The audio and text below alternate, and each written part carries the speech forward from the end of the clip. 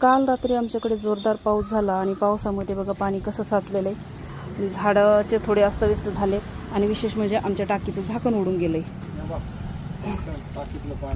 हां, चला आता झाकण शोधू. इथं तर काही दिसत नाही, खाली बघू, इकडे पण दिसत नाही, शेजाऱ्यांच्या कंपाऊंडमध्ये पण काही दिसत नाही, आपल्या गार्डनमध्ये दिसत नाही. झाकण इथं पडलं म्हणजे एक तर मागच्या बाजूला किंवा पुढच्या बाजूला पडलं असेल. चला बघू.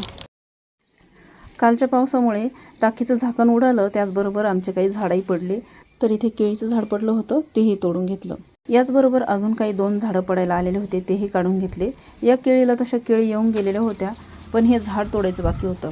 त्यामुळे त्यांनी आता हे झाडं सर्व तोडून घेतले आणि काही झाडांचे खराब झालेले पानं छाटले. केळीचे झाडं तोडल्यानंतर त्याचे खोडं अशा पद्धतीने तोडून घेतले. केळीचे खोडं तोडल्यानंतर त्यामध्ये अशा पद्धतीची रचना असते बघा.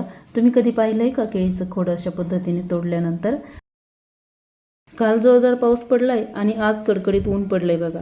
आणि हे पावसाळ्यातलं ऊन खूप कळकळ करतं, म्हणजे खूप गरम होतं या उन्हामध्ये. त्यामुळे मी यांना पाणी आणून दिलं आणि टोपीही आणून दिली. त्यानंतर मीही यांना कामामध्ये थोडीशी मदत केली. झाडांचा पसारा आवरून झाल्यानंतर परत आम्ही झाकण शोधायला आलो. तर झाकण आम्हाला कुठं भेटलं बघा, गुलमोहराच्या झाडावर. आणि हे झाकण अशा पद्धतीने अडकून बसलेलं होतं.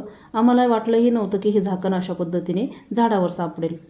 खरं तर या झाडामुळं आमचं हे टाकीचं झाकण वाचलं, नाहीतर रस्त्यावर पडलं असतं तर कोणीही उचलून घेतलं असतं. मग आम्ही टेरेसवर आलो आणि यांनी अशा पद्धतीने हे झाकण काढलं. झाडं आपल्याला फुलं, फळं आणि सावली देतात, पण अशाही पद्धतीने झाडं आपल्या कामा येतात हे आज आम्हाला कळालं.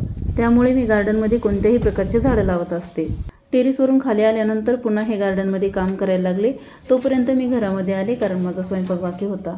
आज मला करायची होती डाळ भोपळ्याची भाजी. तर त्यासाठी मी भोपळा चिरून घेतला, त्यासोबत कांदा टोमॅटो चिरून घेतला आणि मुगाची डाळ टाकून भोपळ्याची भाजी केली. त्यानंतर आम्ही जेवायला बसलो. आजचा हा मिनी ब्लॉग आवडला असेल तर लाईक करा आणि चॅनलला सबस्क्राईब करा.